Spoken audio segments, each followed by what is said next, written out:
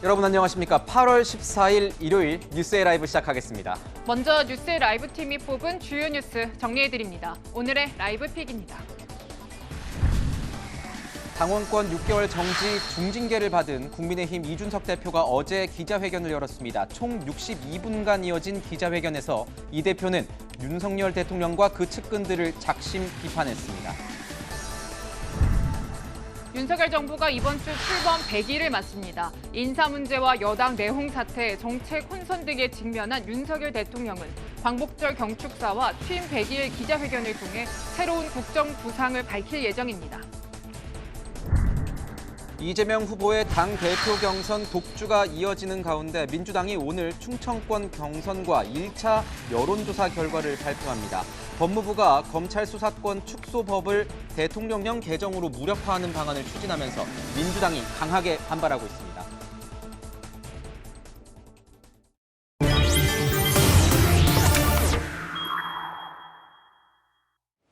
네, 뉴스 분석 함께할 네 분 소개하겠습니다. 자, 서정욱 변호사, 구자홍 동아일보 신동아팀 차장, 네, 김관욱 정치연구소 민의소장, 장현주 전 민주당 민원법률국 변호사 나오셨습니다. 어서 오세요. 네, 얼마 전이죠. 이 당윤리위에서요, 당원권 6개월 정지 중징계를 받았던 이준석 국민의힘 대표가요, 어제 36일 만에 공식 석상에 나왔는데 기자회견이었습니다. 기자회견 현장에서 윤석열 대통령과 그 윤석열 대통령의 측근, 윤석열 이 핵심 관계자, 윤핵관에 대한 비판을 이어갔습니다. 우선 그 목소리 듣고 오늘 이야기 시작해 보도록 하겠습니다. 윤핵관들이 꿈꾸는 세상은 우리 당이 선거에서 이기고 국정 동력을 얻어서 미래 세대가 바라는 가치를 실현하는 그런 방향이 아닙니다. 저는 그들과 끝까지 싸울 것이고 그들이 가장 두려워하는 방식으로 가려고 합니다. 어쩌자고 이런 큰일을 벌이고 후폭풍이 없을 거라고 생각했습니까? 자, 우선 구자홍 차장께 바로 여쭤보겠습니다. 어제 이 기자회견 어떻게 보셨는지 좀 궁금합니다. 윤핵관들과 이 끝까지 싸우겠다고 선포하는 모습, 전면전을 선포한 건데요. 어떤 의미가 있었습니까? 그러니까 이제 어떻게 보면 선출된 당대표였는데 그 윤리 결정으로 당원권이 정지가 됐고 그리고 비대위 체제로 전환되면서 사실상 당원권 정지 6개월이 지나더라도 당대표로 복귀할 길이 이제 막힌 거 아닙니까? 네. 사실상 정치적인 생명에 큰 위협이 온 상황에 자신의 어떤 정치적 생명에 위협을 가한 세력을 윤핵관 몇 사람들이다라고 지목을 하면서 이게 정치 투쟁, 뭐 이렇게 어떻게 보면 이 생존 경쟁을 벌이겠다라는 이 선전포고를 한 것으로 보입니다. 그렇군요. 네, 자, 이준석 대표는 이 윤핵관을 향해서도 원색적인 비난을 연이어 쏟아냈습니다. 그 목소리도 저희가 이어서 준비했습니다. 들어보시겠습니다. 정당을 경영할 능력도 국가를 경영할 능력도 없는 사람들이기 때문에 어차피 그들만의 희생양을 찾아서 또다시 나설 것입니다. 어쩌면은 본인들이 떠받들었던 사람까지도 희생양으로 삼을지도 모릅니다. 네, 그 희생양을 언급해서 이제 질문이 나왔습니다, 변호사님. 그러니까 윤 대통령도 이 희생양에 포함이 되냐라고 물었는데 뭐 확실하게 답은 안 했지만 삼성간호라는 그 사자성어가 떠오른다 이렇게 대답을 했어요. 어떻게 보셨습니까? 저는 이제 어제 그 기자회견 있잖아요. 예. 한 단어로 그 주제를 정하라면 예. 바로 이제 그 내부 총질이다. 이게 바로 이게 내부 총질이에요. 윤핵관을 이렇게 거론하면서 대통령과도 이제 그 레드라인을 넘어버린 대통령 리더십의 위기다. 이렇게 그 표현했잖아요. 네. 저는 어제 그 기자회견을 제가 몇 번 봤어요. 유튜브 때문에 네. 방송. 보니까 이제 그 세 가지가 없더라고요.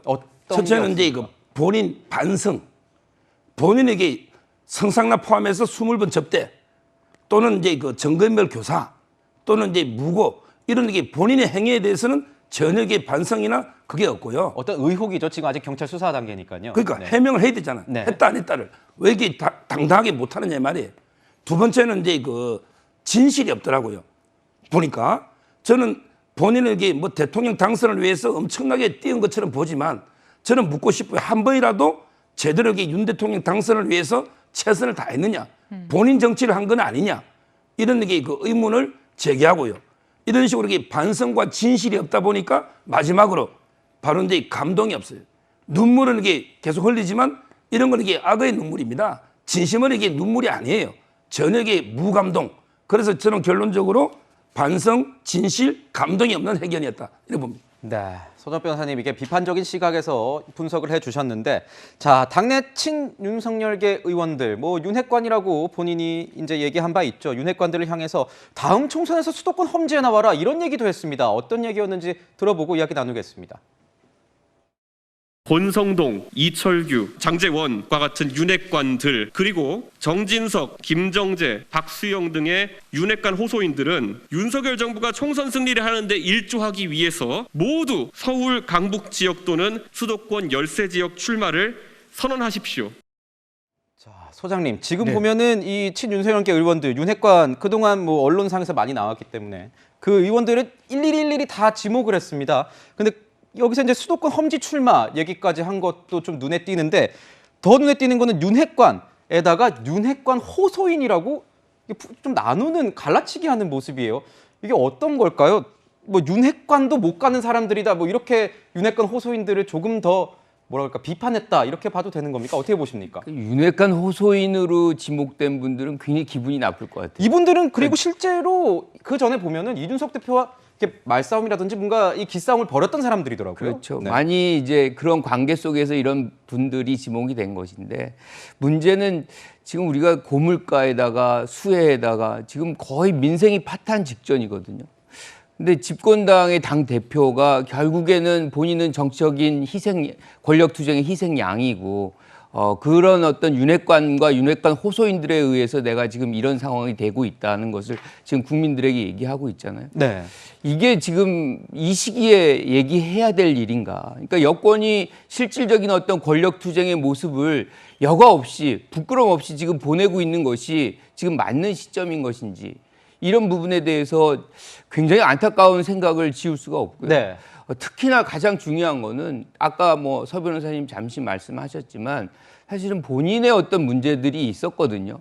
여기에 대해서는 일체 얘기가 없어요. 본인에 대한 얘기는 하지 않고 그렇죠. 남의 얘기만 했다. 그렇죠. 그러니까 본인의 어떤 얘기가 맞다 틀리다를 떠나서 본인의 어떤 의혹도 문제가 된 것이고, 그 부분도 국민들에게는 일정 부분 집권당 대표로서 이거는 송구스럽다. 국민들께 일단은 사과를 하면서 본인이 어떤 뭐 희생양이 됐건 뭐 이런 지적들을 해 나가야만 국민들이 그래도 귀를 기울일 텐데, 이건 뭐 양쪽에서 다 본인은 잘못했고, 잘못하지 않았고, 다 희생양이고 뭐 이런 식으로만 얘기를 한다 그러면 지금 이 수해 장면, 이 고물가의 장면에 네. 놓여 있는 국민들은 어디다가 기대고 이 생활을 해야 되는 것인지에 대한 안타까움을 지울 수가 없고요. 그래서 지금은 빨리 집권 여당, 정부 다 정신 차리시고 이런 어떤 권력 투쟁의 틀 속에서 빨리 벗어나는 행보를 해야만 하는 것 아닌가라는 생각합니다. 네. 네, 따끔한 지적을 해주셨는데, 이준석 대표는 대통령을 향해서도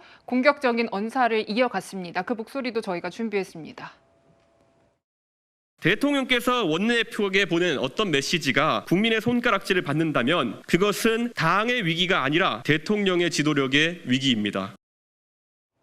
네, 뭐 대통령실에서 공식적인 반응이 나온 건 없는데요. 이제 고위 관계자 발로 하나의 멘트 나온 걸 저희가 소개를 좀 해드리겠습니다. 그러니까 이런 얘기가 나왔어요. 말장난 같은 말에 대꾸하는 것은 맞지 않다. 이런 얘기가 나왔는데, 사실 대통령 취임 100일이 얼마 며칠 남지 않았습니다. 그런 상황에서 이 시점에서 이준석 대표의 이런 공격적인 기자회견이 달갑지만은 않을 것 같아요, 변호사님. 그렇습니다. 어제 기자회견에서 가장 주목받는 부분은 그동안 뭐 윤핵관들에 대해서는 어느 정도 저격성 발언들이 네. 이준석 대표가 많이 했었거든요. 네. 근데 대통령을 향해서 직접적인 직격을 날렸다는 부분은 좀 주목해봐야 될 것 같습니다. 네. 특히 대통령이 지도력의 위기라는 말을 쓴다든지 네. 아니면 대통령과 독대했던 사안에 대해서 어느 정도 폭력성 얘기를 한다든지, 이런 부분들은 대통령실 입장에서 굉장히 난처한 부분이 아닐 수 없을 것 같은데요.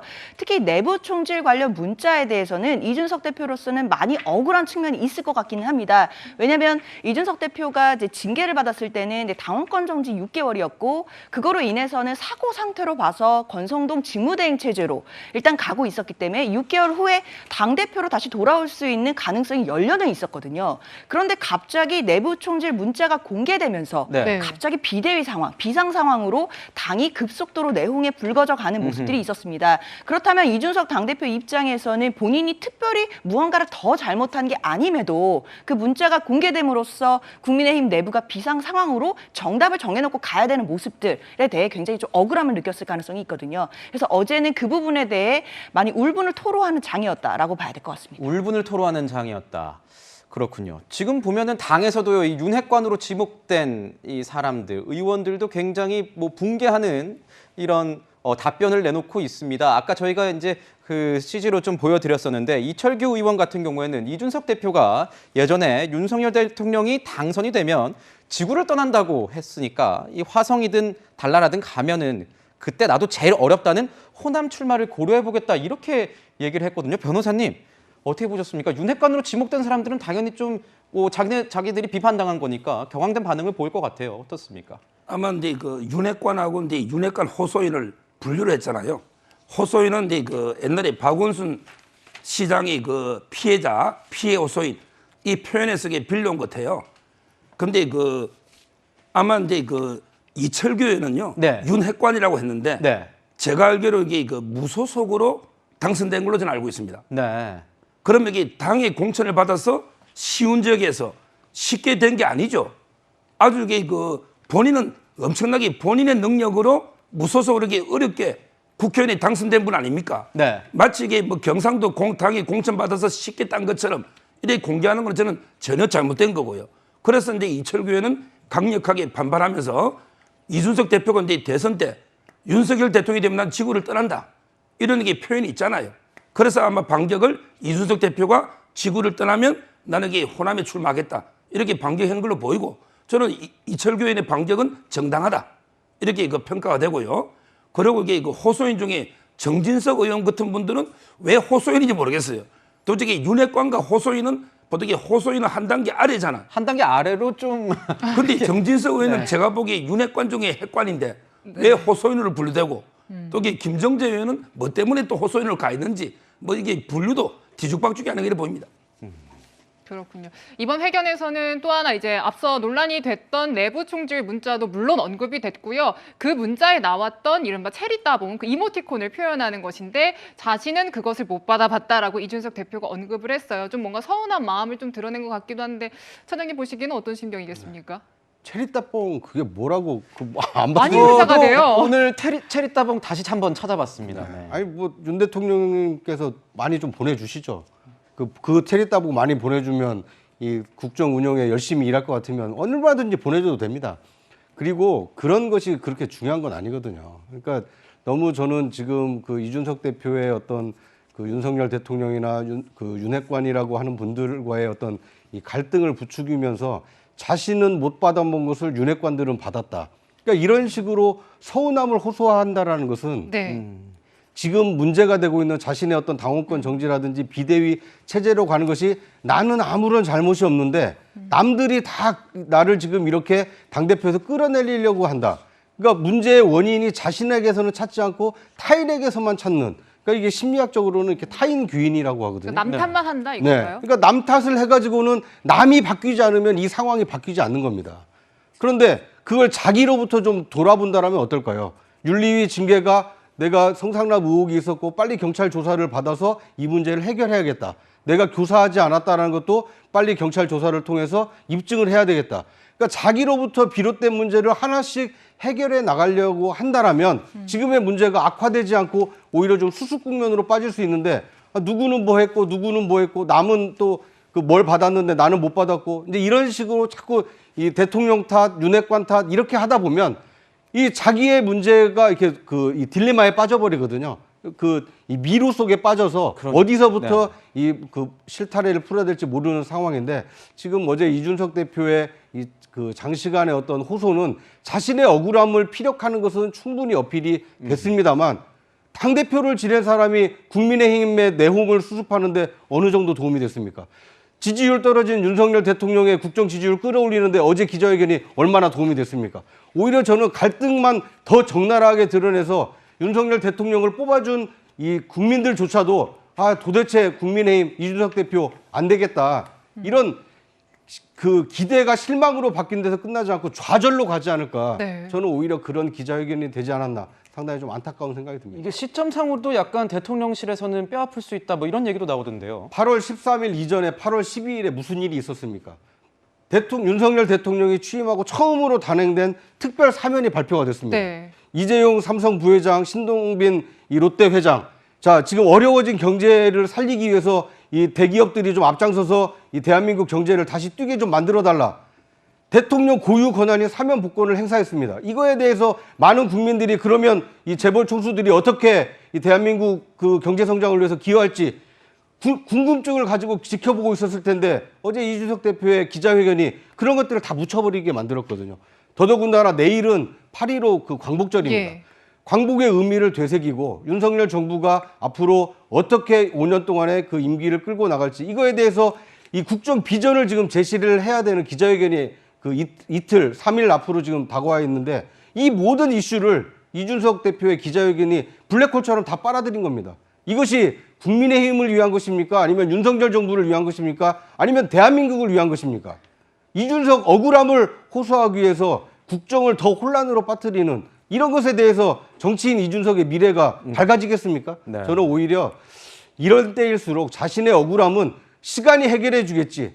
그 나의 진정성을 국민의힘 당원들이 알아주겠지. 조금 더 시간을 가지고 여유를 가지고 접근했으면 어땠을까 하는 좀 아쉬움이 남습니다. 좀 아쉬움이 남는다 이렇게 말씀을 주셨습니다. 저희가 오늘 이준석 대표의 어제 기자회견을 굉장히 짧게 잘라서 얘기를 듣고 있습니다. 이렇게 살라미 쳐서 듣고 있는데 그 이유는 한 문장 한 문장 하나가 이 정치권에서 이 파급할 수 있는 이슈 그리고 논란이 될 수 있는 여지가 있기 때문에 하나씩 저희가 독해하듯이 보고 있는 겁니다. 자, 다음 내용도 관련된 내용입니다.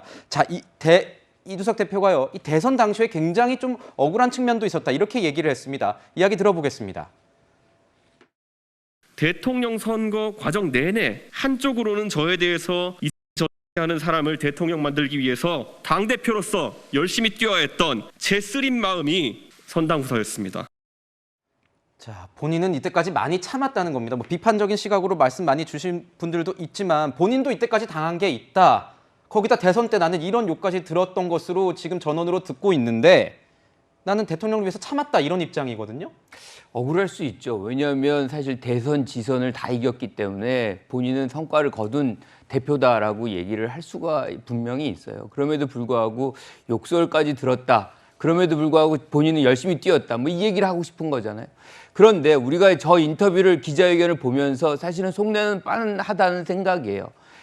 본인의 어떤 이슈를 정치 이슈화 함으로 해서 본인의 어떤 것으로 엮여 있는 지금 성산방 의원 문제를 덮고 그리고 정치적 재기를 도모하려는 그런 맥락에서 사실은 이런 기자 인터뷰가 나왔다라고 우리는 판단하거든요. 그런데 왜 그러면 이 기자회견이 파급 효과가 크냐?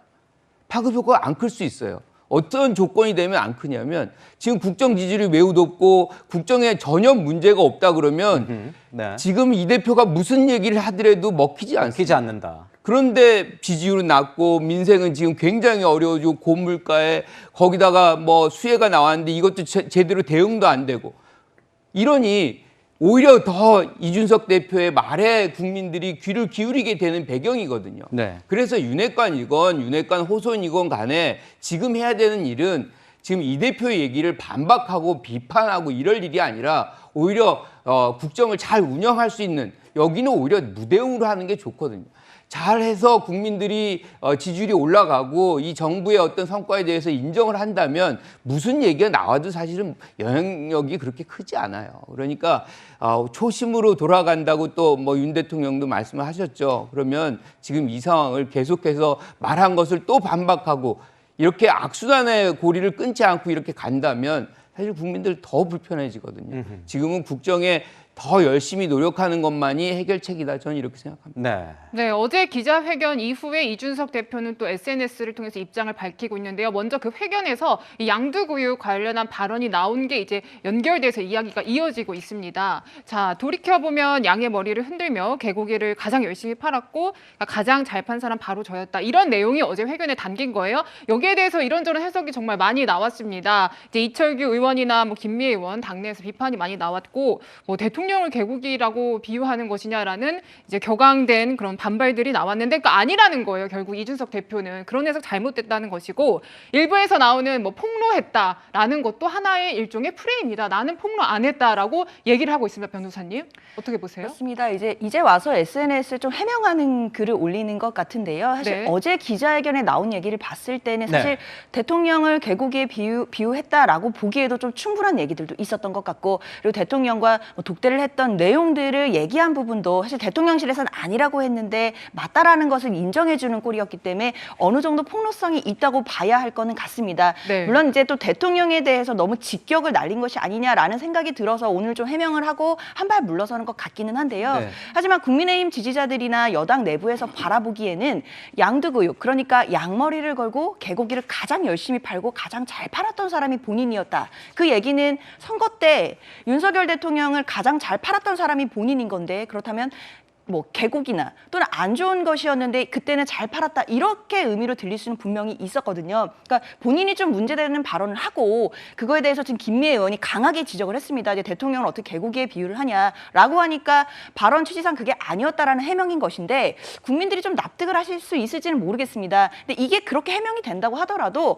어제 나왔던 윤석열 대통령에 대한 직격이라든지 저격은 어쨌든 그대로 남는 것이기 때문에 이준석 대표의 어제 회견 자체는 앞으로도 계속 폭풍이 있을 것 같습니다. 서정호 변호사님은 어떻게 보셨습니까? 지금 보면 이철규 의원이 양두구육 얘기하니까 이거는 뭐 사자성어 자체를 이해 못한 것 같아서 내가 뭐 얘기 안 하겠다 하고, 김미애 의원이 그러면 대통령한테 개국이라고 했던 건 좀 심한 거 아니냐 하니까 이것도 뭐에 씌웠는지 나는 그렇게 얘기한 게 아닌데 왜 그렇게 해석을 하냐, 또 이렇게 얘기를 하고. 근데 기자들이나 이 제목을 같이 보면은 대통령을 개국에 비유한 것 같다라는 식의 해석들이 많이 나오고 있는 건 사실이거든요. 그러니까 이거는 어떻게 보면은 이준석 대표가 말을 다시 주워 담으려고 하는 행동으로 봐야 되는 겁니까? 어떻게 보십니까? 저는 이제 이준석 대표가요, 교묘하게 이게 말장난하고 있다, 이렇게 보고요. 이게 문맥을 보면요, 문맥을 보면 이게 개고기를 판다는 말은 결국 이 대선 때 윤석열 후보를 이렇게 찍어달라, 이런 게 세일즈 아닙니까? 네. 그러면 이게 윤석열 대통령을 개고기에 비유한 거는 이건 명확한 거예요.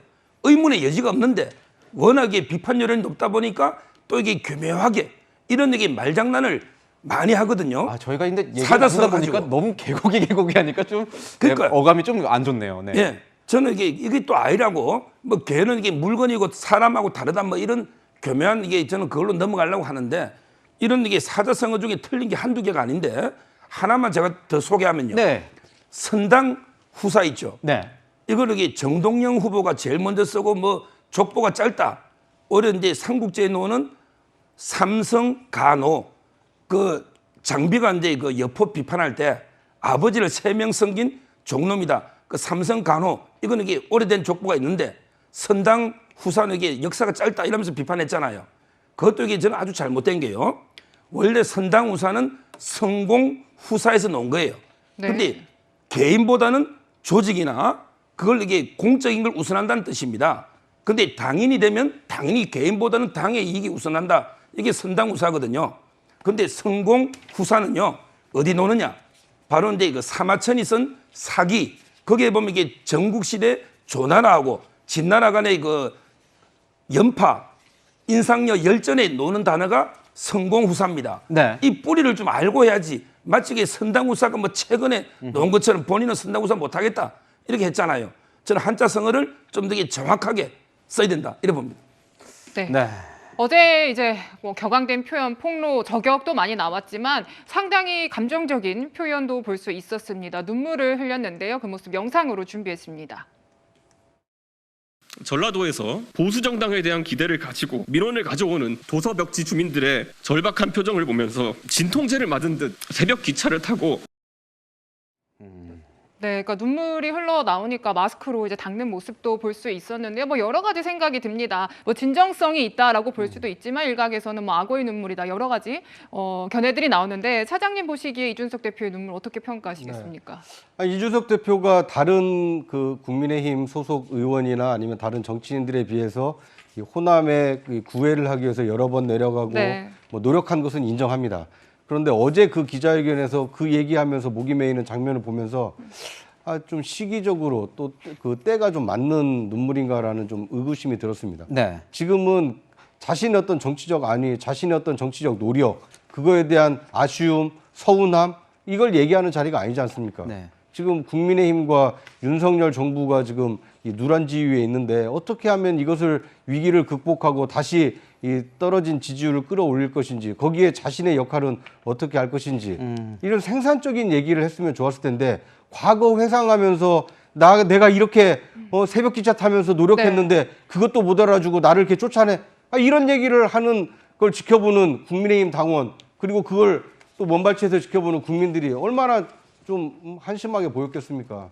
내부적으로 얼마든지 그 서로를 위로하고 앞으로 잘하자 할 수 있는 얘기를 왜 국민 앞에서 저렇게 기자회견에서 만천하에 자신의 감정을 드러내야 되는지 저는 좀 이해하기 어려운 그 눈물 아니었나 하는 생각이 듭니다. 그러니까 진정성을 의심한다는 것이 아니고요. 눈물도 때와 장소가 있는 법인데 어제의 그 눈물은 글쎄요. 아무리 진정성이 담긴 눈물이라 하더라도 지금 국민의힘이 처한 상황, 윤석열 정부의 처한 상황에 비춰볼 때 좀 적절하지 못한 눈물이 아니었나 저는 개인적으로 그렇게 생각합니다. 해석의 영역은 뭐 넓으니까요. 여러 가지로 해석될 수 있다는 점 저희가 말씀을 드리고 가겠습니다.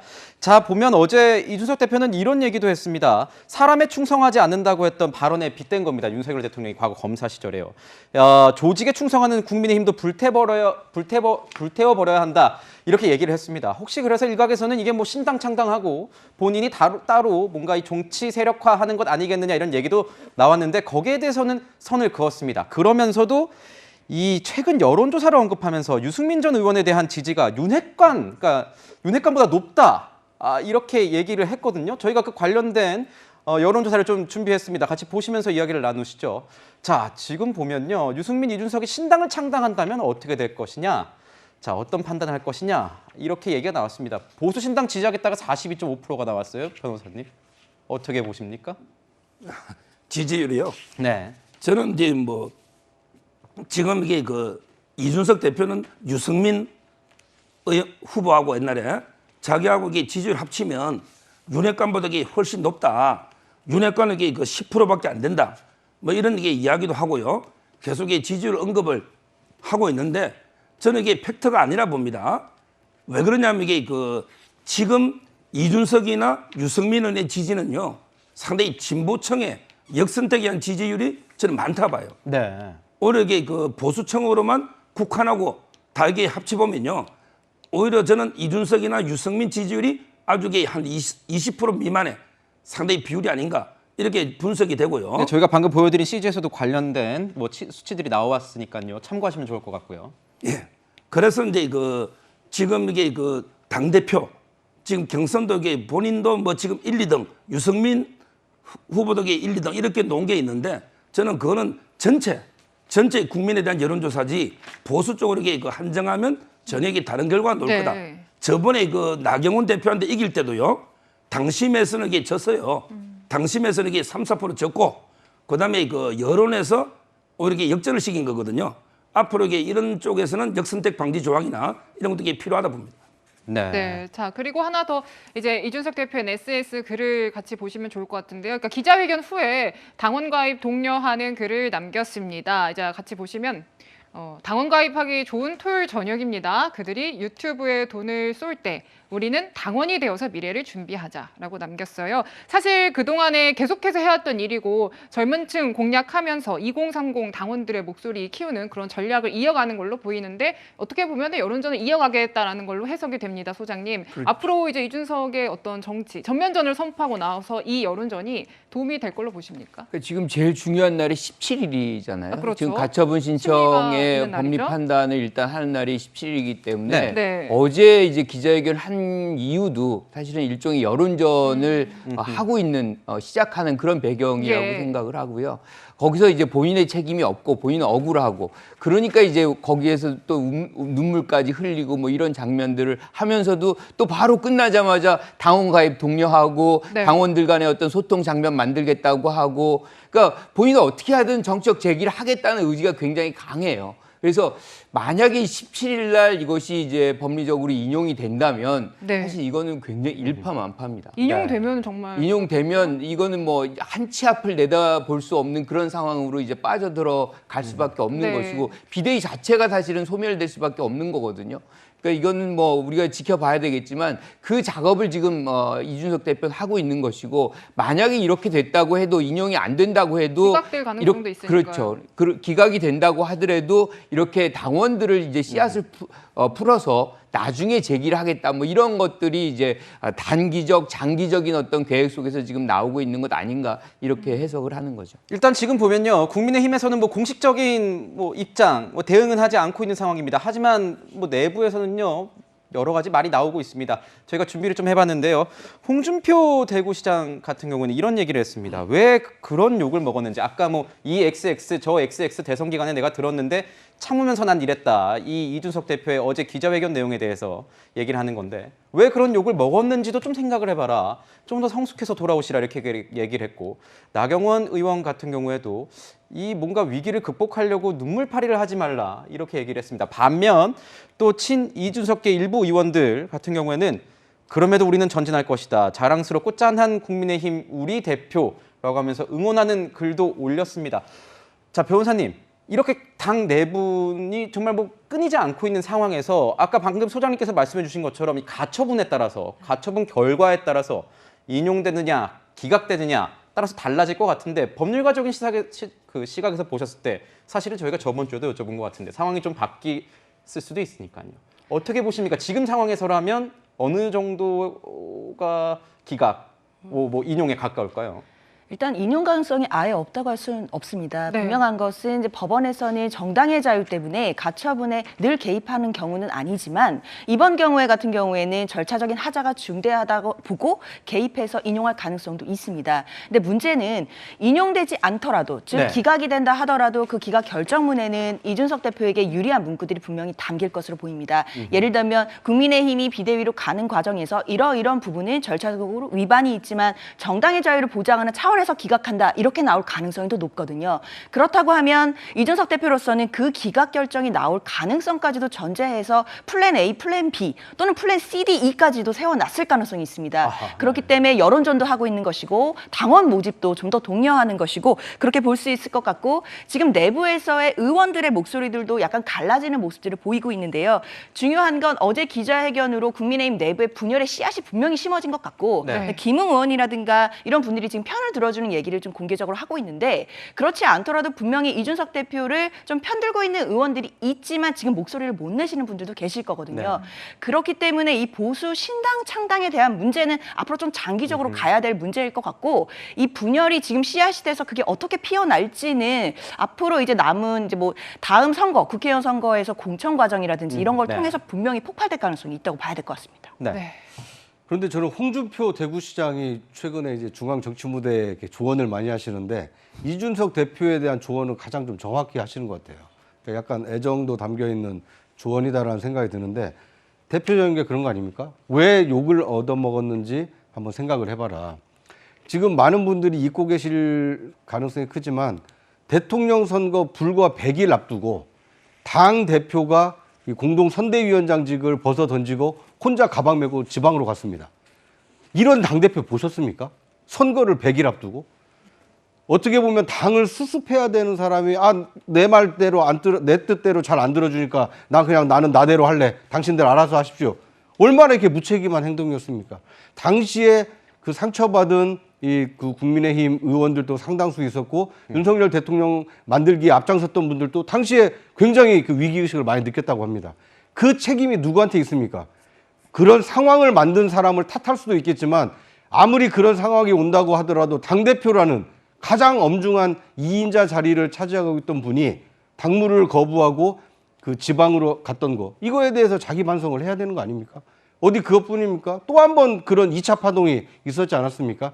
그러니까 이런 것들이 누적이 되어 왔고 결국 신승을 하긴 했지만 지방선거까지도 승리를 하긴 했지만 그것에 대한 잘잘못을 가리자. 더더군다나 어떤 성상납 의혹과 그다음에 그 증거인멸 교사 의혹까지 있으니 일단 당원 거를 정지하자. 이렇게 결정이 내려진 겁니다.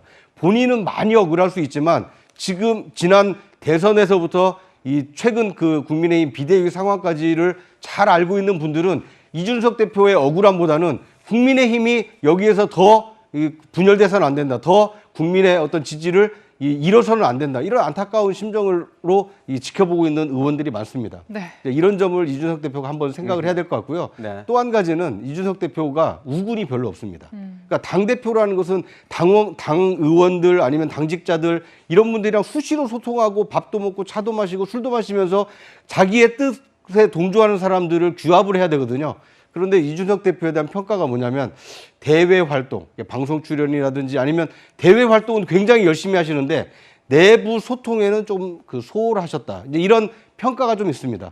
그런 것도 지금 이 당원권 정지 그리고 이 비대위 체제로 전환되는데 이준석을 구하려는 당직자가 몇 명이나 됩니까? 이준석을 구하려는 국회의원이 몇 명이나 됩니까? 그러니까 이걸 한번 좀 돌아보시고 앞으로 다시 정치를 당대표나 아니면 중요한 직책을 맡아서 하게 된다라면 주변에 나를 지탱해 줄 수 있는 함께 일할 수 있는 사람들을 좀 많이 만들어야 되겠다. 이렇게 생각하면 어떨까 하는 생각이 듭니다. 네. 네, 뭐 사실상 전면전을 선포한 이준석 대표의 기자회견 이후에 후폭풍 짚어봤고요. 당장은 17일 법원의 심리가 분수령이 될 것 같습니다. 네, 저희는 용산 대통령실로 넘어가겠습니다.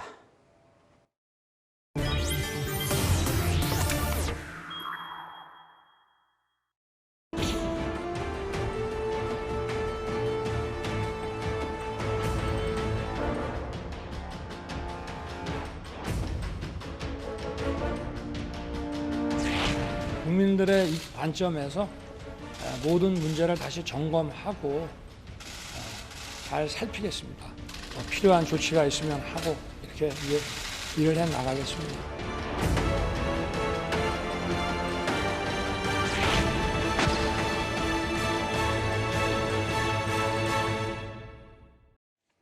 자, 이번 주에 윤석열 대통령이요, 이 100일, 출범 100일을 맞이하게 됩니다. 이런 상황에서 이 지지율 어떻게 하면 반등시킬 수 있을까 여러 가지 해석이 나오는 가운데 이 광복절 메시지나 아니면 기자회견에서 어떤 전국 구상, 새로운 전국 구상이 나올까 여러 가지 관심이 쏠리고 있는 상황입니다.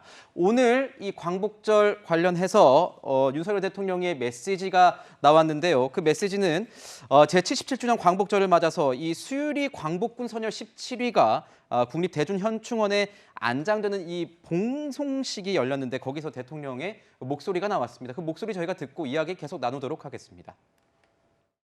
오늘날 우리가 마음껏 누리고 있는 이 자유는 일제강점기의 암울한 현실과 절망 속에서도 오직 자유와 조국의 독립을 위해 자신의 목숨을 초계와 같이 던진 분들의 희생 위에 서 있는 것입니다. 앞으로도 정부는 국가와 국민을 위해 희생하고 헌신하신 분들을 책임 있게 예우하는데 한치의 소홀함이 없도록 할 것입니다. 자, 오늘 윤석열 대통령이 이렇게 메시지를 보냈습니다. 광복절 관련된 메시지긴 하지만 진짜 메시지는 이제 내일 나오겠죠. 자, 서정욱 변호사님께서 보시기에는 어떻습니까? 지금 보면 20%대 이 지지율을 타개할 묘안이 나오겠느냐. 그래서 보고 있는 게 내일 내일 이 광복절 경축사와 이 100일 기자회견이거든요. 뭔가 나올 것 같으십니까? 저는 이제 놓을 거 없고 희망이 보입니다. 왜냐하면 이게 정권 초에 3개월도 안 돼서 이게 20% 되는요. 이거는 이제 잘하면 회초리가 돼가지고 오히려 코로나 백신처럼 오히려 전화위복이 계기가 될 수 있다 봐요. 만약에 임기 말에 20%면 상당히 어렵습니다. 근데 임기 초에는 과거에 MB도요. 네. 광우병 때 지지율이 많이 떨어졌다가 또 회복한 선례가 있어요. 그런데 지지율이 회복되려면 그럼 이게 무엇이 문제인지 이걸 정확하게 진단을 하고 대책에 넣어야만 이게 회복이 되지 저절로 회복되는 게 아니에요. 저는 인사가 만사입니다. 결국에 인사 부분에 좀 이게 전면적인 개편이 필요해요. 네. 저는 극단적으로 말하면 김건희 여사 빼고 다 바꾸라. 옛날에 이건희 삼성회장이 부인 빼고 다 바꾸라. 김건희 여사는 저는 이게 더 당당하게 영부인으로 활동을 저는 하기를 원하고요. 그 외 인사 라인 있잖아요. 특히 청와대 비서실장 포함해서 홍보 라인 이번에 수해 사진 봤잖아요. 어떻게 그걸 홍보해? 진짜 홍보할 건 안 하고 카드 뉴스 말씀하시는군요. 홍보를 해서는 안 될 걸 홍보하는 이런 게 홍보 라인 개편하고요. 그다음에 내각의 그 다시에게 박순애 장관처럼 이렇게 문제되는 이런 장관이 안 나오도록 저는 책임 묻고요. 당에서도 이게 이준석 대표도 이제 정리됐지만 윤핵관들도 이게 진짜 이선 후퇴하고 이렇게 전면적인 인사 개편이 있으면 지지율이 이게 조금씩 회복되지 않을까 이렇게 봅니다. 지지율이 뭐 경복절, 그러니까 광복절 경축사나 아니면은 뭐 100일 이 기자회견에서 어떤 메시지가 나와서 지지율이 반등될지 안 될지는 모르겠지만 방금 말씀해주신 게 좀 궁금해서 회초리를 맞아서 더 잘할 수도 있다 얘기를 했는데 지금 100일 가까이 회초리를 너무 세게 맞은 그런 느낌 아니겠습니까? 지금 계속 20%로 떨어질 대로 떨어졌는데 어떠십니까? 소장님께서 보시기에는 어떤 모멘텀이 나오면 이게 뭐가 반등의 여지가 있다고 보십니까? 회초리를 왜 맞는지에 대해서 지금 생각을 안 하고 있는데 어떻게 반등이 될 수 있을까요? 그러니까 지금 왜 지지율이 떨어지고 있는지에 대해서 총체적인 고민이 있는지 지금 많은 여론조사가 사실은 원인을 규명하고 있어요. 그러니까 인사 문제, 고압적인 태도, 정책적인 혼선 뭐 등등의 것들이 다 나왔어요. 안 나온 것들이 거의 없습니다. 그러면 이 부분은 뭐냐면 인사 문제만 해서 될 일도 아니고 특히나 홍보 라인 바꾼다고 홍보가 문제, 내용이 지금 문제가 되고 있는데 그거를 홍보만 바꾼다 그래가지고 내용이 바뀌는 건 아니거든요. 그래서 이거를 어떻게 이제 접근하느냐가 굉장히 중요합니다. 네. 굉장히 허심탄회하게 진짜 초심으로 돌아가서 그러니까 17일에 이제 기자회견할 때 굉장히 어려운 질문들 굉장히 많이 나올 거예요. 40분 동안 그게 해소가 될지 안 될지 모르겠지만 저는 기자들이 훨씬 더 많은 시간을 요구할 겁니다. 그때부터 굉장히 성실하게 40분이 아니라 2시간, 3시간 끌더라도 국민들이 알고자 하는 것에 적극적으로 대응하고 성실한 어떤 태도를 보인다면 조금씩 이게 올라가는 것이지 이게 한꺼번에 뭔가 뭐 갑자기 이게 20%라는 건 뭐냐면요. 의원 내각제에서는 20% 아래로 내려가면 이게 내각 불신임의 기준을 넘어선 거예요. 이미 이 내각은 붕괴돼야 되는 것이 맞습니다. 그럼에도 불구하고 이게 대통령제이기 때문에 유지가 되는 부분인데 그런 상황이라 그러면 더 겸허하게 이 상황을 받아들이고 성찰적으로 좀 접근하는 것이 필요하겠다 이렇게 봅니다. 네. 네, 지금 뭐 인적 쇄신도 당초에는 안 하는 방향으로 얘기가 됐다가 여론이 심상치 않자 좀 사람들을 바꿔야겠다라는 목소리들 나오고 있고요. 참모진 개편 얘기 나오고 특히 이제 홍보 라인 바꾼다는 목소리들 나오면서 변호사님 거론되는 인물이 이제 김은혜 전 의원 재기용 가능성이 계속해서 얘기가 나와요. 네, 그렇습니다. 저도 보도를 봤는데요. 김은혜 전 의원은 홍보 라인 쪽으로 투입한다라는 이제 얘기들이 나오고 있습니다. 근데 이 부분과 관련해서는 과연 이게 인적 쇄신으로 국민들께 받아들여질지의 여부는 좀 의문이긴 합니다. 네. 아무래도 인적 쇄신이라고 한다면 그동안 국정 지지율이 낮아진 부분 그리고 대통령실의 실책들에 대해서 누군가 책임을 지고 떠나고 또 새로운 인물들이 들어와서 뭔가 잘못된 부분을 시정하고 새로운 모습을 보여줘야 하는 것이 인적 쇄신의 메시지일 텐데요.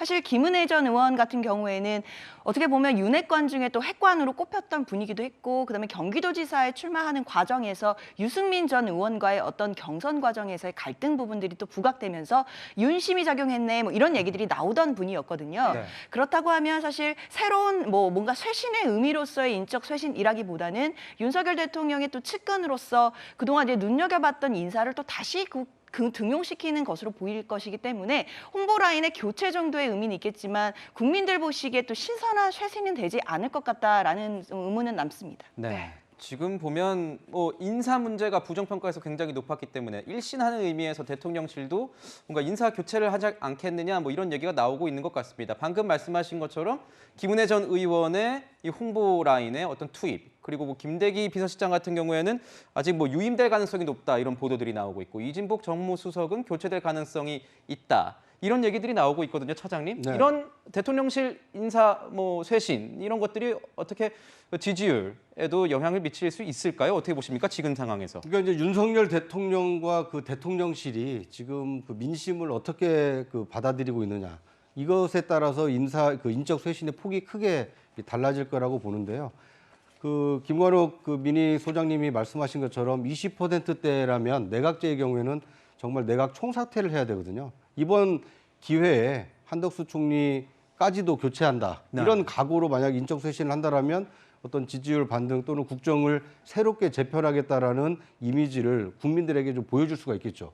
만약에 그런 자리에 가장 대척점에 서 있었던 뭐 유승민 전 의원을 만약에 후임 총리로 기용한다든지 아니면 당대표에서 물러날 이준석 대표를 정무수석에 앉혀가지고 대야의 협조를 이끌어내서 윤석열 정부를 좀 뒷받침해봐라. 근데 이런 정치적 상상력을 만약에 발휘를 한다라면 네. 국민들이 새롭게 이제는 당 내홍이 아니라 그 수습하고 이 국민을 위한 어떤 정치를 하기 위해서 서로 껄끄러운 사람까지도 갖다 쓰는구나. 이제 이런 파격적인 인적 쇄신이 아니고서는 뭐 수석 몇 사람 바꾸고 뭐 장관 한두 사람 바꾸고 아니면 그 아직 안 채워졌던 사람 채우고 이제 이런 정도를 가지고 그 실망했던 국민이 윤석열 정부에게 기대를 걸 수 있을까?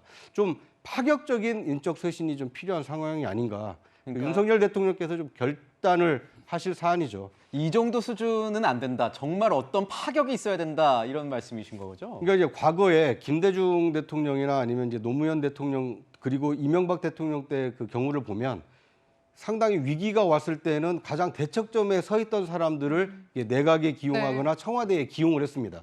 왜냐하면 국민 화합, 국민 통합을 해야 되는데 지금은 당 내가 그 국민의힘 자체가 여권이 지금 분열돼 있는 상황 아닙니까? 그러니까 이번에 인적 쇄신의 방향은 국민 통합, 국민 화합으로 가기 위해서 당내 화합, 여권 내 화합을 위한 인적 쇄신을 한다. 이것이 이루어지고 나서 이제 국민 통합과 국민 화합을 위한 정책을 제시를 해야만 국민들이 다시 기대를 가질 수 있기 때문에 아마 인적 쇄신을 만약 한다라면 당 내홍에 이제 수습하는 이런 인적 쇄신을 단행해야 되지 않을까 뭐 그런 생각이 듭니다. 네. 네, 뭐 여러 가지 이제 고칠 것들을 계획을 하고 있겠지만 이미 좀 고친 것도 있습니다. 바로 도어 스태핑의 방식인데요. 어떻게 바뀌었는지 영상으로 만나보시죠. 여러분이 확진이 됐다고 해서 여러분은 가급적으로 재택근무로 권고하고 그리고 안전을 좀 지키라고 했는데 다들 나오신다며. 이 정도로 도어 스태핑 하시는 건 좀 어떠세요? 물어볼 거 있으면 물어봐요. 이번 주는 기상 관측일에 최대 규모의 집중호우로 많은 국민들께서 고통과 피해를 당하셨습니다. 정부는 국민들이 빠르게 일상으로 회복할 수 있도록 응급 복구에 만전을 다할 것이고 수고하시고 또 궁금한 거 있으시면 대변인 통해서 또 말씀을 드리겠습니다. 네, 그러니까 이전에는 바로 질문하면 바로 답변하고 이런 식으로 좀 즉각적으로 이루어졌다면 이제 바뀐 거는 뭔가 먼저 화두를 제시하고 거기에 대한 질문을 받는 방식으로 좀 이슈를 주도하겠다라는 전략으로 해석이 돼요. 바뀐 도어 스태핑 소장님은 어떻게 보셨습니까? 좀 우발적인 상황을 이제 피해 보겠다 네. 뭐 그런 계산인 것 같아요. 그런데 저는 도어 스태핑의 핵심은 사실 국민들이 알고자 하는 것을 출근길에 기자들이 대신 물어보고 그거를 대통령의 입을 통해서 나와서 전달받고자 하는 그 목적이 가장 큰 겁니다. 네. 그런데 지금까지 도어 스태핑에서 그러한 것들이 있었느냐? 저는 거의 그냥 대통령이 하고 싶은 말을 그냥 전달하고 가는 그런 수준이었다라고 생각을 하거든요. 그래서 만약에 시스템을 바꾼다고 하면 오히려 기자들에게 한두 명을 먼저 이렇게 이제 질문할 수 있는 그런 권한을 줘서 그 부분에 대해서 답을 하는 그런 자리라고 하면 국민들이 훨씬 더 귀를 많이 기울이지 않을까. 그리고 그 효과도 더 크지 않을까 하는 생각입니다.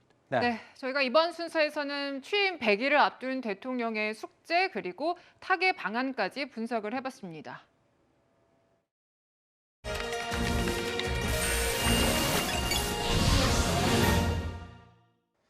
중국 요순 시대는 태평성대의 대명사로 꼽힙니다.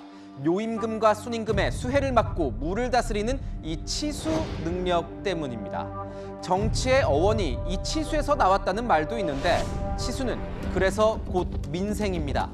하지만 기록적인 폭우로 피해가 속출했던 지난주 우리 정치인들이 보여준 민낯은 부끄럽기 그지없습니다.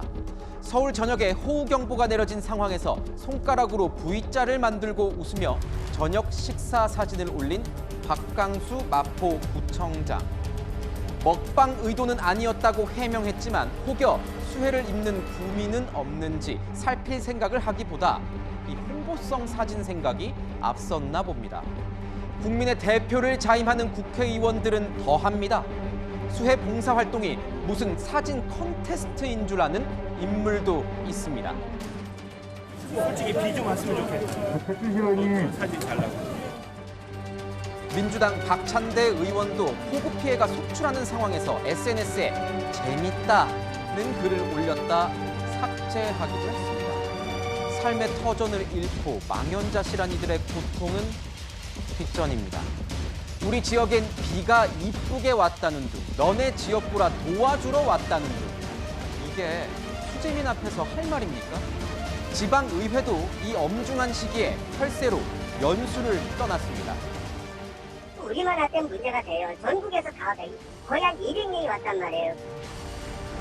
본인들 아쉬운 선거 때만 오지 말고 이런 재해로 진짜 힘들 때 찾아오라는 게 국민의 목소리입니다. 그럼 이럴 때는 쏙 빠지는 거 좀 봐. 코빼기도 안 붙이고.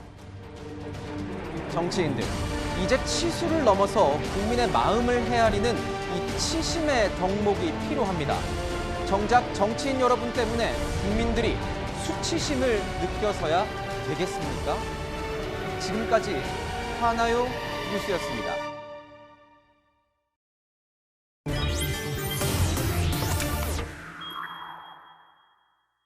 네, 더불어민주당의 8.28 전당대회. 자, 순회 경선이 계속 이어지고 있습니다. 어제는 부산, 울산, 경남 지역, 이 PK 지역에서요, 이 순회 경선이 있었는데 이재명 후보가 또다시 독주를 이어갔습니다. 현장으로 가보겠습니다.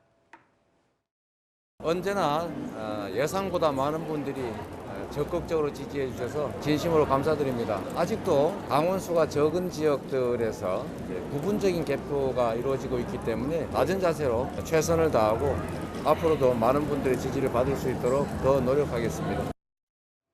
자, 변호사님. 어떻게 보셨습니까? 어대명, 이제 확대명 뭐 이런 얘기도 나오는데 확실히 대표는 뭐 이재명 이런 얘기겠죠. 어떻습니까? 어대명을 계속 확인하는 수준에서 전당대회가 끝날까요? 어떻게 보세요? 반전의 있을까요? 다른 후보들에게? 일단 지금까지 나온 거는 이제 권리당원들의 투표 결과입니다. 그러니까 권리당원 투표 결과는 전체에서 40%를 차지하고 있고요. 네. 오늘 1차로 공개가 될 때 일반 여론조사는 네. 25%가 반영이 됩니다. 네. 나머지 대의원 관련된 게 30%, 일반 당원 5%가 남아 있기는 합니다만, 하지만 권리당원 투표에서도 지금까지 이재명 의원이 축적된 누적 득표율이 74.59%에 이릅니다.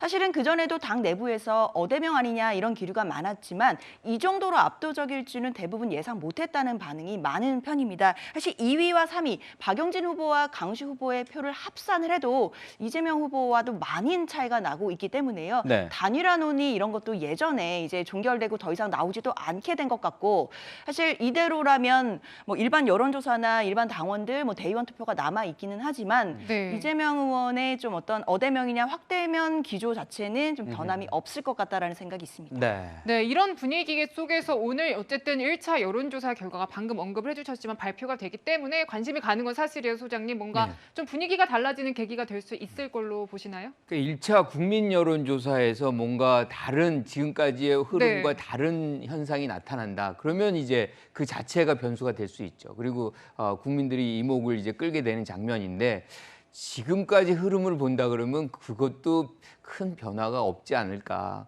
이렇게 되면 그냥 일사천리로 쭉 가서 28일 날 이재명 후보가 당선이 될 가능성이 매우 높아지는 상황입니다. 지금 말씀하셨지만 사실 최대의 마지막 변수는 단일화였잖아요. 네. 그런데 단일화를 해도 누구도 이길 수 없는 이제 숫자가 돼버리는 상황이 돼버리면 아무런 이슈가 없는 거거든요. 그러면 어떻게 보면 컨벤션 효과는 이제 사라졌다. 민주당의 입장에서는 좋지는 않아요. 그러니까 국민들이 뭔가 저기가 뭐가 있을까 뭐 네. 이런 궁금증도 좀 자아내주고 이래야 되는데, 그래서 사실 어떻게 보면 97그룹의 문제점은 뭐냐면 처음부터 이런 것을 정치 공학적으로 접근했다는 거예요. 오히려 자신이 어떤 정책을 가져가고 만약에 대표가 되면 어떤 당으로 만들 것이라는 비전의 어떤 차별화 뭐 이런 것들을 가져오면서 싸움을 이제 했다면은 그 자체로서 여운도 남고 그것이 나중에 씨앗이 돼서 본인의 어떤 정치적인 어떤 생명력을 더 많이 만들어가는 과정도 되고 국민들도 관심을 가질 텐데 그것이 전혀 없고 그냥 이름만 남는 거예요. 그러니까 지금 최고위원들도 마찬가지거든요. 그 굉장히 안타깝습니다. 그래서 누가 몇 표 받았더라만 남는 거고 거기서 어떤 최고 후보가 지금 뭘 내놨더라는 얘기가 지금 안 나오고 있다는 것이 가장 답답한 대목이죠. 서정 변호사님 보시기에는 어떻습니까? 지금 보면요, 최고위원 얘기도 나왔지만 최고위원에서도 이재명 의원과 친한 뭐 그렇게 분류되는 후보들이 거의 독점하다시피 하는 것 아니겠느냐, 뭐 이런 얘기도 나오는데 이러다 이재명 당이 되는 것 아니겠느냐, 뭐 이런 얘기도 나오거든요. 권력의 생리가요. 원래 이게 죽은 권력과 떠오르는 권력을 이게 그 명백히 갈릴 수밖에 없어요. 이미 그 문재인 대통령 퇴임한 대통령이잖아요. 소위 말하면 이게 거의 죽은 사라진 권력이고 이재명 후보는 이제 그 지금 다 차기에 떠오르는 권력이기 때문에 몰리는 건 어쩔 수 없고 저는 딱 하나만 이게 관심이 있습니다. 어떤 게 관심 있으십니까? 바로 이게 그 호남에서 투표율이 얼마냐. 네. 득표율은 어차피 이게 되는 쪽으로 사람들에게 밴드가 되는 쪽으로 가기 때문에 득표율은 뭐 별로 관심이 없고 투표율. 호남은 누가 뭐래도 이게 보수의 성지는 TK고 진보의 성지는 호남이에요. 호남에서 이재명 후보를 얼마나 이게 진심으로 지지하느냐. 이번에 지방선거에 호남의 투표율이 최저였습니다. 근데 이번에도 만약에 호남의 당원들이 전폭적으로 이게 투표에 참여해서 이재명 후보를 지지하지 않는다면 이재명 후보에게 이겨봤자 상처뿐이 영광이다. 호남의 전폭적인 지지를 못 받으면 따라서 저는 호남의 과연 투표율이 얼마 될까? 이걸 제일 관심을 가지고 있어요. 호남 투표율도 지켜보셔야겠네요. 그런데 이제 민주당 이게 주류 교체 시작이 지난 그 대선 후보 경선이었다라면, 왜냐하면 당시에 이재명 후보 한 사람과 이낙연, 정세균 이렇게 친문에서 2명 나왔는데 그걸 이재명 후보가 꺾지 않았습니까? 그러니까 친문에서 친명으로 바뀌는 시작이 대선 후보 경선이었고 대통령 선거에서 패배를 하긴 했습니다만 이번 전당대회를 통해서 친명화, 이렇게 주류 세력이 완전히 완성되는 것이 이번 전당대회가 될 것으로 예상이 됩니다. 문제는 과연 그러면 당 지도부가 친 이재명 의원 일색으로 될 것이냐, 아니면 이 견제와 균형이 가능한 뭐 6대4 또는 이 7대3 구도가 될 것이냐, 이것이 남아있는 상황인데요. 현재까지 나온 득표율로만 놓고 보면 이 친명 일색 지도부로 흐를 가능성이 굉장히 커 보입니다. 네. 네, 지금 이제 민주당 내부에서는 전대와 함께 이 당원 개정 움직임도 계속 속도를 내고 있습니다. 무엇이냐 하면요, 이제 기소가 되면은 당직자의 직무 정지를 하는 바로 그 당원 80조에 대한 얘기입니다. 이에 대한 우상호 비대위원장의 입장은 이렇습니다. 들어보시겠습니다. 친명이냐 비명이냐의 문제가 아니고 야당 정치인들이 정치보복 수사에 노출되어서 기소됐을 때 우리 당은 어떤 입장을 취해야 될 거냐의 문제와도 연동돼 있다. 저는 그렇게 판단하고 있습니다. 이 문제는 단순히 이재명 당대표 후보만을 대상으로 해서 검토하는 문제는 아니다. 전준위에서 안이 올라와야 우리가 논의를 하지. 전준위에서 논의된 걸 보고를 안 받았는데 얘가 먼저 논의하면 또 전준위의 권한을 침범하는 것이잖아요.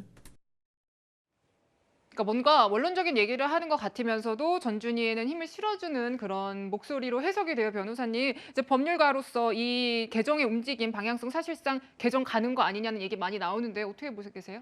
이 80조와 관련해서는 사실 지금 뭔가 시기상으로 특정인, 그러니까 이재명 의원을 위한 거 아니냐, 이제 이런 의혹들이 나오면서 좀 문제가 됐던 것인데요. 사실 그것과 별개로 해서 이제 야당 의원들에 대한 어떤 정치적인 탄압 부분에 있어서 과연 기소만으로 직무를 정지하는 것이 너무 과하지 않느냐라는 문제 의식에서 출발했습니다. 네. 이것은 이재명 의원만을 위한 것이 아니고 야당 의원들이 만약에 뭐 공직선거법이 되었던 어떤 관련된 뭐 어떤 법 위반으로 기소가 되었을 때 직무가 정지돼서 탄압받는 것이 과연 옳으냐라는 좀 반성적 고려가 있었던 부분은 분명히 있는 것이고요. 그래서 전준위 내에서도 이 부분에 대한 얘기들이 있었고, 원래 전당대회에서는 지도부를 선출하는 것도 의미가 있지만 기존까지 문제가 됐던 당원 당규도 수정하고 개정하는 것에 또 가장 큰 방점이 찍혀 있는 것이기 때문에 이번 전준위에서도 이런 얘기들이 내부적으로 오가고 있습니다. 그럼 비대위에서도 마찬가지로 의견이 있을 수 있는 것인데 이게 이제 미리 공개가 되다 보니까 마치 특정인을 위한 것이 아니냐라는 이제 의혹에서 좀 논란이 나오고 있는 것이지만,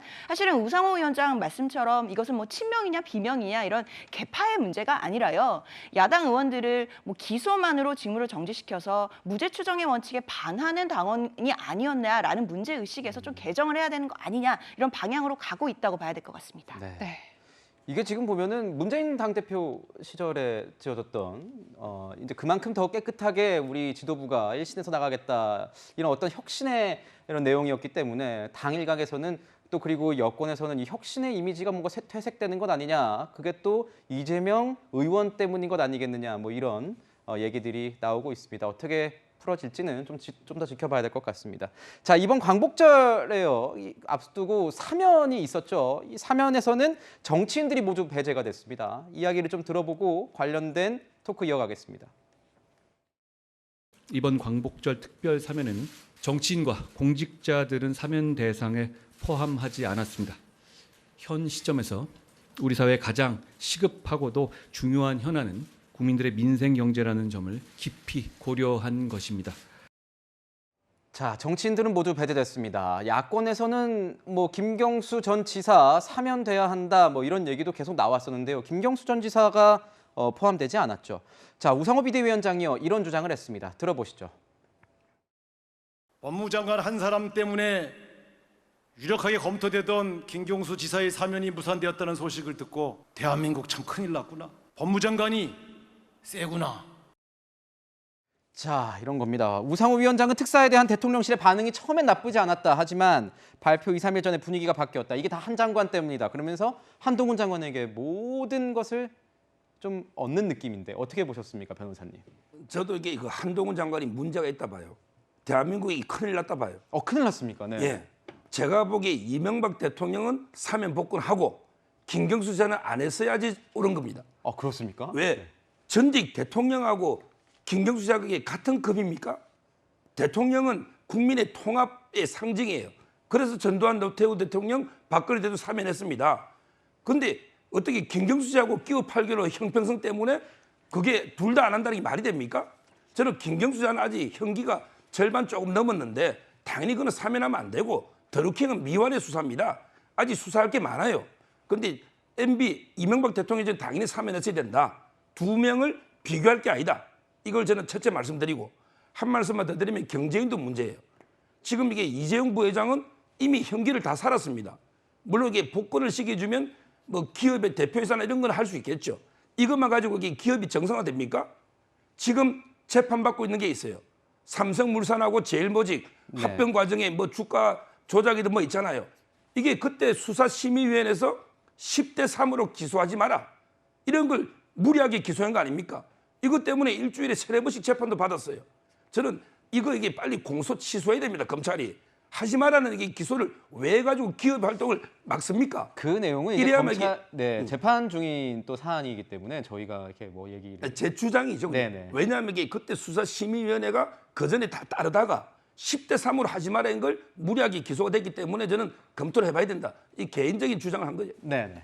네, 지금 이번 사면에 대해서 법무부는 이런 입장을 전했습니다. 그러니까 무슨 얘기냐면요. 그러니까 김경수 전 지사 사면에 관련해서 검토는 됐지만 빠진 사람들에 대해서는 사면권자, 그러니까 윤 대통령이 깊이 숙고한 부분이다라는 입장을 밝혔어요. 소장님, 지금 사면이 무산됐다. 그리고 한동훈 장관 때문이다. 이런 우상호 위원장의 주장 어떻게 받아들이시는지요? 만약에 이게 사실이라면 굉장히 사실 위험한 거죠. 왜냐하면 이 사면권이라는 거는 대통령의 고유 권한인데 이 부분에 대해서 거의 대통령이 사실상 동의한 부분을, 결정한 부분을 한동훈 법무부 장관에 의해서 변경이 됐다, 바뀌어졌다. 이게 고유 권한이라고 할 수 있나요, 그러면? 이러면 이제 공동정권 얘기가 나올 수밖에 없는 거거든요. 그래서 굉장히 사실은 그 말이 사실이라면 굉장히 위험한 지경이다라는 생각이 들고요. 아까 MB 이명박 전 대통령은 사면을 해야 된다. 사면이라는 것이 대통령의 고유 권한이긴 하지만 사실 국민들의 어떤 동의, 암묵적인 동의가 매우 중요하거든요. 근데 그런 어떤 사전의 조건으로 많은 사람들이 사실은 얘기하고 있는 것이 반성과 사과예요. 네. 그러면 이명박 전 대통령이 그렇게 했느냐? 사법부가 무너졌다라는 말 이후에 사실 한 번도 그런 부분에 대해서 언급이 없어요. 그런데 일방적으로 해야 된다? 그건 동의하지 않고요. 일단은 기본적으로 사면을 단행하는 이유는 사회적 통합의 목적이거든요. 이제 만약에 어떤 그런 생각이 윤 대통령이 있었다면 그냥 본인 스스로가 단행을 하면 되는 것인데 이거 자체도 오락가락 한다면 결국엔 지금도 막 오락가락하는 정책이라든가 이런 것들이 많은데 사면권 행사까지도 이런 거냐라는 비판을 받기 쉬운 거죠. 네.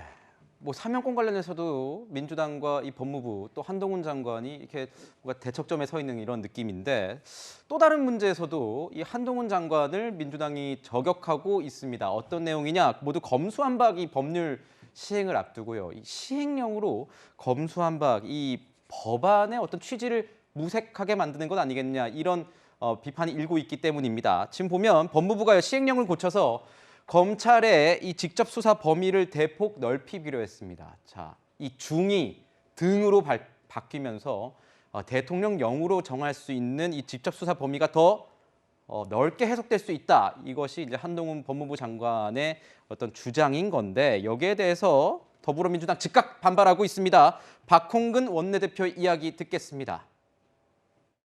소통령이자 차기 대선 주자로 평가받는 한동훈 법무부 장관의 기고만장한 폭주가 끝을 모르고 있습니다. 법을 수호해야 할 장본인이 헌법이 보장한 국회의 입법권을 정면 부정하며 벌써 두 번째 시행령 쿠데타를 일으키고 있는 행위는 반드시 책임을 져야 할 것입니다. 자, 어떻게 보십니까? 차장님께서는요. 지금 보면은 이 소통령이다 이러면서 한동훈 장관에게 좀 뭔가 포커스를 맞추는 것 같아요. 민주당 입장에서는요. 지금 여소야대 상황이기 때문에 안정적인 국정 운영을 하려면 여야 협치가 필수적인데 그런데 이 지금 검찰적법 개정안 시행령을 둘러싸고 아마 여야 극한 갈등의 불씨가 좀 당겨진 느낌입니다. 왜냐하면 이른바 검수완박법을 무리하게 통과시킨 민주당은 절대 양보할 수 없는 시행령이 지금 나온 셈이고요. 반대로 검찰 입장 또는 법무부 입장에서는 이 등의 근거에서 충분히 이 부패와 이 경제 범죄와 관련 있는 여러 포괄적 범죄를 수사할 수 있는 시행령을 지금 입법 예고를 한 상황이기 때문에 협치는 멀어지고 아마 극한 갈등은 아마 재현될 가능성이 좀 커지지 않았나 상당히 좀 우려스러운 상황입니다. 네, 저희가 마지막 순서에서는 민주당의 전대 진행 상황하고요. 사사건건 갈등을 빚고 있는 한동훈 장관과의 갈등 짚어봤습니다. 네 분 말씀은 여기서 마무리하도록 하겠습니다. 감사합니다. 저희는 60초 뒤에 다시 돌아오겠습니다.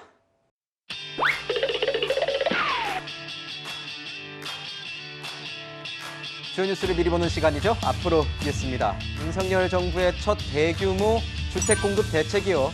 이번 주 화요일 발표됩니다. 민간의 재개발, 재건축 등 정비 사업을 활성화해서 서울을 비롯한 수도권의 공급을 확대하는 방안이 담길 것으로 예상됩니다. 대학 수학능력시험 응시원서 접수가 이번 주 목요일부터 시작됩니다. 기한은 다음 달 2일까지인데요. 100일도 안 남은 이번 수능도 지난해에 이어 문이과 통합체제로 치릅니다. 기재부는 목요일에 2분기 가계 동향을 발표합니다. 지난 1분기 가계 동향은 코로나19 유행 이후 이어진 경기 회복세에 사상 최대 폭으로 증가했는데요. 2분기엔 어떤 결과가 나올지 주목됩니다. 김기춘 전 대통령 비서실장이 이번 주 금요일 대법원에 최종 판단을 받습니다. 앞서 세월호 참사 당일 박근혜 당시 대통령이 상황 보고를 받은 시간 등을 허위로 작성해 국회에 제출한 혐의로 기소돼 2심까지 유죄 판결을 받았습니다. 자, 홍앵커, 밖엔 이미 뭐 비가 올 수도 있겠네요. 영상 지금 보이지는 않는데 서울에 소나기 소식 있지 않습니까? 네, 그렇습니다. 대기 불안정으로 소나기가 오는데요. 양은 전국적으로 5에서 40mm, 경기 동부와 영서 등 많은 곳은 60mm 이상도 내리겠습니다. 아, 그렇군요. 더위는 어떻습니까? 그러면 좀 한풀 꺾인다고 봐야 되는 건가요? 그렇지는 않습니다. 서울은 31도까지 올라서 어제보다 4도가량 높겠고요. 전국이 30도를 웃도는 무더위 보이겠습니다. 아, 그나저나요. 내일 광복절인데 또 폭우가 내린다고 해서 저는 걱정이 이만저만이 아닙니다. 네, 그렇죠. 지난주 폭우에 이어서 내일부터 중부지방을 중심으로 비가 내리겠고요. 모레인 화요일에는 전국에서 짧은 시간 동안 강한 비가 내립니다. 밤사이 강한 비가 내리는 게릴라 호우가 예상되네요. 네, 지난주에 내린 비로 집안이 약해져 있는 상황입니다. 추가 피해가 없도록 꼭 대비하셔야겠습니다. 꼭꼭 대비하십시오. 저희가 준비한 소식은 여기까지입니다. 일요일엔 뉴스에이 라이브입니다. 네, 시청해주셔서 감사합니다.